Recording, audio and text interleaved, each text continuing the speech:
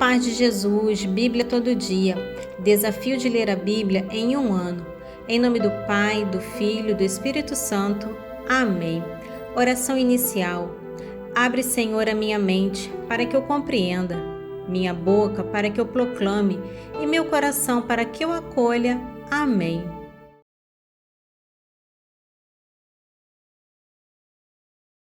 No capítulo 21 de Reis, nós vamos ver o rei Acabe que deseja a vinha de Nabote, um homem de Jezrael, para transformá-la em horta. Dos versículos 17 em diante, veremos que Deus envia o profeta Elias a Acabe com uma dura mensagem por ter assassinado e roubado, e a desgraça cairá sobre sua casa. Os versículos 25 e 26, o texto reforça que Acabe se destacou pela sua maldade, incentivada por Jezabel. Ele adorou ídolos e provocou a ira do Senhor como ninguém antes. Os versículos finais, diante da profecia, Acabe rasga suas vestes, jejua e se humilha. Deus observa sua penitência e decide adiar a punição total para o tempo de seu filho. Vamos à leitura. 1 Reis, capítulo 21. Depois disso aconteceu o seguinte: Nabote de Jezrael possuía uma vinha nessa cidade, ao lado do palácio de Acabe, rei de Samaria. Acabe disse a Nabote: cede-me tua vinha para que eu a transforme numa horta, porque está junto de minha casa. Eu te darei em troca uma vinha melhor, ou, se o preferiste, te pagarei em dinheiro o seu valor. Nabote, porém, respondeu a Acabe: Deus me livre de ceder-te a herança de meus pais. Acabe voltou para sua casa, sombrio e irritado, por ter Nabote de Jezrael recusado ceder-lhe a herança de seus pais. Estendeu-se na cama com o rosto voltado para a parede e não quis comer. Jezabel, sua mulher, veio ter com ele e disse-lhe: por que estás de mau humor e não queres comer? Ele respondeu: falei a Nabote de Jezrael, propondo-lhe que me vendesse a sua vinha, ou, se preferisse, que a trocasse comigo por outra melhor. Mas ele respondeu-me: não te cederei a minha vinha. Jezabel, sua mulher, disse-lhe: não és tu, porventura, o rei de Israel? Vamos, come, não te incomodes, eu te darei a vinha de Nabote de Jezrael. Escreveu ela então uma carta em nome do rei, selou-a com o selo real e mandou aos anciões e aos notáveis da cidade, concidadãos de Nabote. Eis o que dizia na carta: promulgai um jejum, fazei sentar Nabote no lugar de honra, e mandai vir diante dele 2 homens inescrupulosos que o acusem, dizendo: este amaldiçoou a Deus e ao rei. Conduziu em seguida para fora da cidade e apedrejai-o até que morra. Os homens da cidade, os anciãos e os notáveis concidadãos de Nabote fizeram o que ordenava Jezabel, segundo o conteúdo da carta que lhe tinha mandado. Promulgaram um jejum e fizeram Nabote sentar-se no lugar de honra. Vieram então os 2 miseráveis, colocaram-se diante dele e fizeram publicamente a seguinte deposição contra ele: Nabote amaldiçoou a Deus e ao rei. Depois disso, levaram-no para fora da cidade, onde foi apedrejado e morreu. E mandaram dizer a Jezabel: Nabote foi apedrejado e morto. Quando ela soube que Nabote fora apedrejado e morto, foi dizer a Acabe: vai e tome posse da vinha que Nabote de Jezrael te recusara vender. Ele já não vive, está morto. Acabe, tendo ouvido dizer que Nabote morrera, levantou-se e dirigiu-se para sua vinha para tomar posse dela. Então a palavra do Senhor foi dirigida a Elias, o tebista: vai, desce ao encontro de Acabe, rei de Israel, que mora em Samaria. Ele que desce a tomar posse da vinha de Nabote. Diz-lhe o seguinte: isto diz o Senhor: matastes e agora usurpas, e ajuntarás. Eis o que diz o Senhor: no mesmo lugar em que os cães lamberam o sangue de Nabote, lamberão também o teu. Acabe exclamou: encontraste-me de novo, ó meu inimigo? Sim, respondeu Elias, porque te vendestes para fazer o mal aos olhos do Senhor. Farei cair o mal sobre ti. Vou varrer-te e exterminarei da família de Acabe em Israel todo varão, seja escravo ou livre. Farei de tua casa o que fiz da de Jeroboão, filho de Nabate, e da de Baasa, filho de Aias, porque me provocastes a ira e arrastastes Israel ao pecado. E eis agora o que diz o Senhor contra Jezabel: os cães devorarão Jezabel na terra de Jezrael. Todo membro da família de Acabe que morrer na cidade será devorado pelos cães, e o que morrer no campo será comido pelas aves do céu. Com efeito, não houve ninguém que praticasse tanto mal aos olhos do Senhor como Acabe, excitado como era por sua mulher Jezabel. levou a abominação ao extremo, seguindo os ídolos dos amorreus que o Senhor tinha expulsado de diante dos israelitas. Ouvindo essas palavras, Acabe rasgou suas vestes, cobriu-se com um saco e jejuou. Dormia envolto no saco e andava a passos lentos. Então a palavra do Senhor foi dirigida a Elias, o tebista, nesses termos: Vistes como Acabe se humilhou diante de mim? Como ele assim procedeu? Não mandarei o castigo durante a sua vida, mas nos dias de seu filho farei vir a catástrofe sobre a sua casa. No capítulo 22 de Reis, veremos a profecia de Miqueias e a morte de Acabe. O início, após 3 anos de paz entre Israel e a Síria, o rei Acabe de Israel propõe ao rei Josafá de Judá uma guerra para recuperar Ramote de Galaade.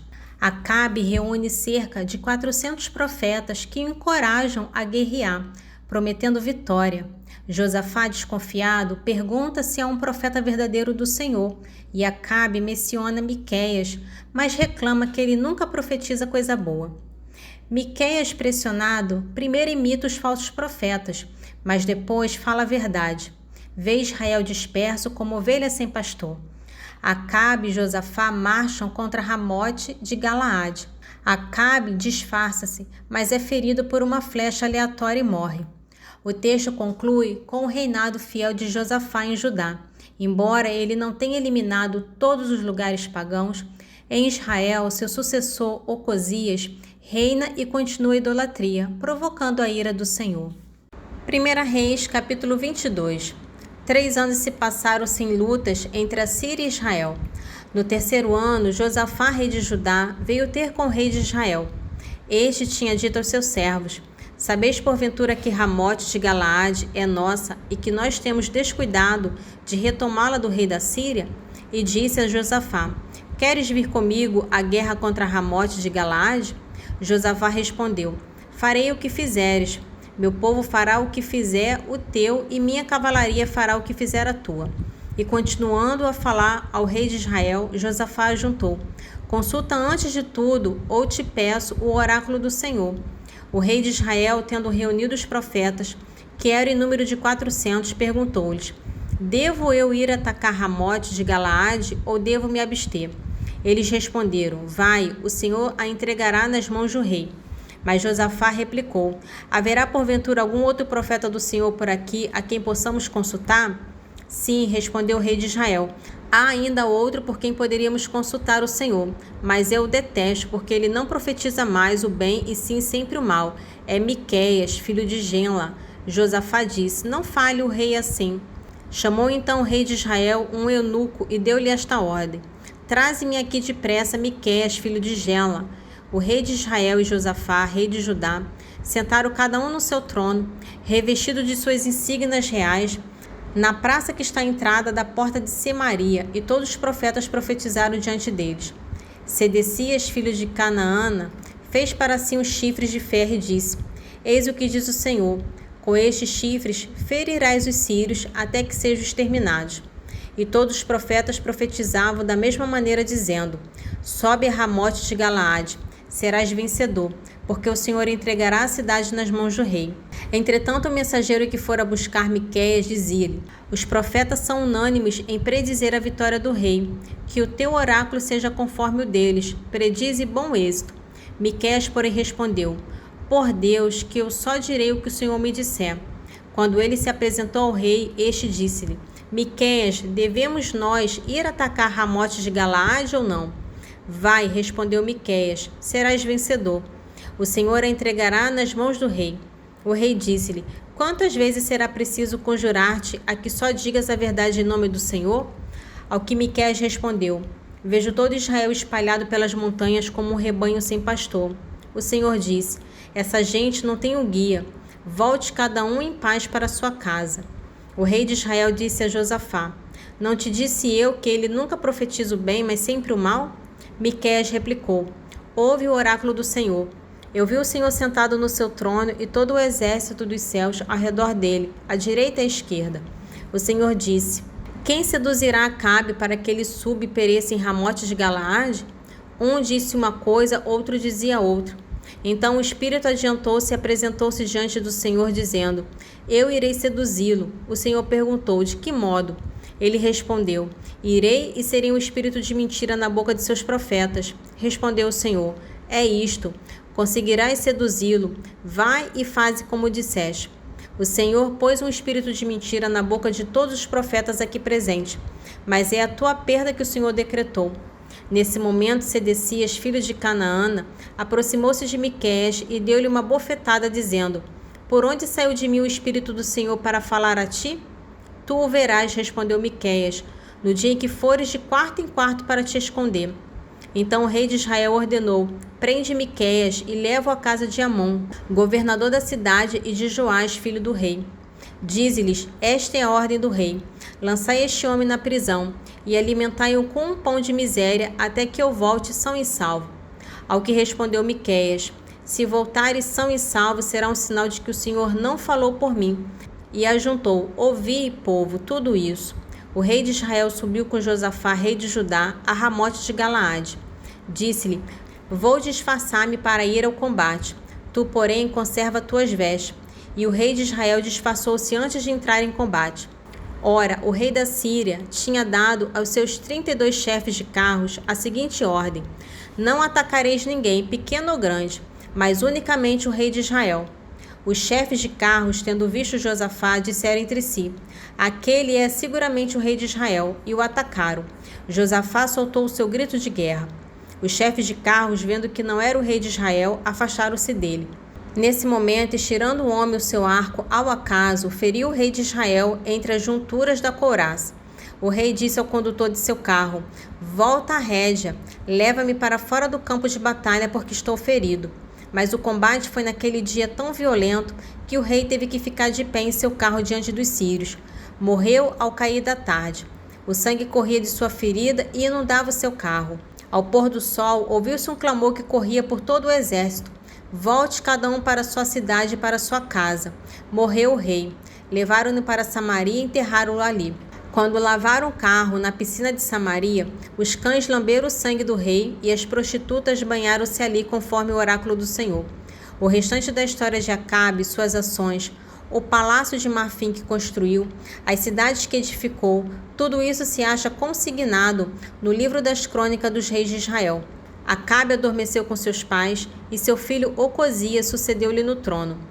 No 4º ano de Acabe, rei de Israel, Josafá, filho de Asa, tornou-se rei de Judá. Tinha 35 anos quando começou a reinar e reinou 25 anos em Jerusalém. Sua mãe chamava-se Azuba, filha de Salai. Andou em todos os caminhos de Asa, seu pai, e não se desviou deles. Fez o que é bom aos olhos do Senhor.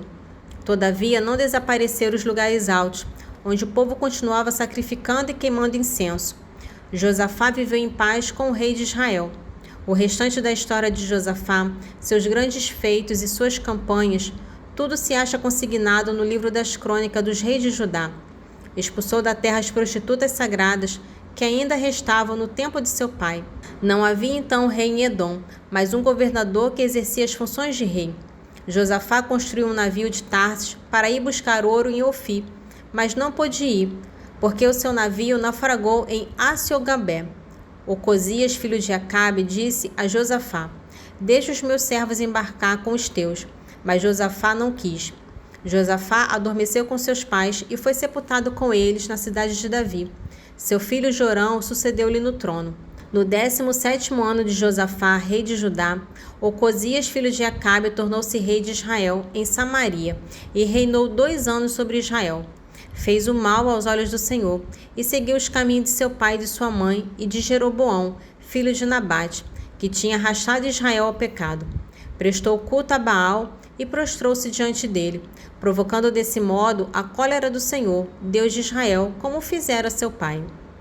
O trecho do Evangelho de hoje traz a seguinte reflexão: Jesus é a palavra viva do Pai. Ele oferece salvação a todos. Mas aqueles que rejeitam essa palavra se condenam por livre escolha. O convite é claro: acolher a luz é abraçar a vida eterna. Evangelho de São João, capítulo 12, dos versículos 20 ao 50. Havia alguns gregos entre os que subiram para adorar durante a festa.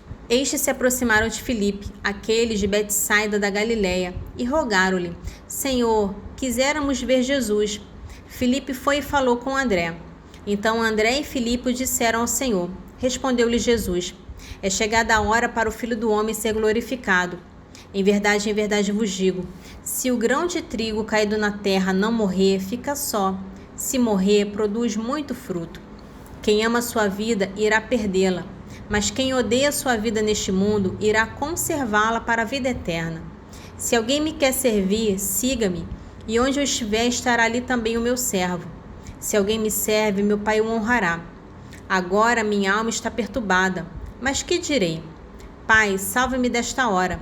Mas é exatamente para isso que vim a esta hora. Pai, glorifica o teu nome. Nisso veio do céu uma voz. Já o glorifiquei, e tornarei a glorificá-lo. Ora, a multidão que ali estava, ao ouvir isso, dizia ter havido um trovão. Outros replicavam: um anjo falou-lhe. Jesus disse: Essa voz não veio por mim, mas sim por vossa causa.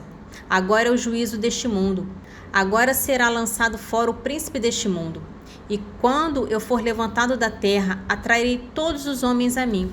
Dizia, porém, isso, significando de que morte havia de morrer. A multidão respondeu-lhe: Nós temos ouvido da lei que o Cristo permanece para sempre. Como dizes tu, importa que o Filho do Homem seja levantado? Quem é esse Filho do Homem? Respondeu-lhe Jesus: Ainda por pouco tempo a luz estará em vosso meio. Andai enquanto tendes a luz, para que as trevas não vos surpreendam. E quem caminha nas trevas não sabe para onde vai. Enquanto tendes a luz, crede na luz, e assim vos tornarei filhos da luz. Jesus disse essas coisas, retirou-se e ocultou-se longe deles. Embora tivesse feito tantos milagres na presença deles, não acreditavam nele.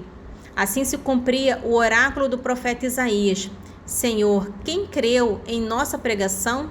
E a quem foi revelado o braço do Senhor? Aliás, não podiam crer, porque outra vez disse Isaías: Ele cegou-lhe os olhos, endureceu-lhes o coração, para que não vejam com os olhos, nem entendam com o coração, e se convertam, e eu os sare. Assim se exprimiu Isaías quando teve a visão de sua glória e dele falou. Não obstante, também, muitos dos chefes creram nele, mas por causa dos fariseus não manifestavam, para não serem expulsos da sinagoga. Assim preferiram a glória dos homens àquela que vem de Deus. Entretanto, Jesus exclamou em voz alta: Aquele que crê em mim, crê não em mim, mas naquele que me enviou. E aquele que me vê, vê aquele que me enviou. Eu vim como luz ao mundo, assim todo aquele que crê em mim não ficará nas trevas. Se alguém ouve as minhas palavras e não as guarda, eu não o condenarei, porque não vim para condenar o mundo, mas para salvá-lo. Quem me despreza e não recebe as minhas palavras, tem quem o julgue. A palavra que anunciei, essa o julgará no último dia. Em verdade, não falei por mim mesmo, mas o Pai que me enviou. Ele mesmo me prescreveu o que devo dizer e o que devo ensinar. E sei que o seu mandamento é vida eterna. Portanto, o que digo segundo me falou o Pai.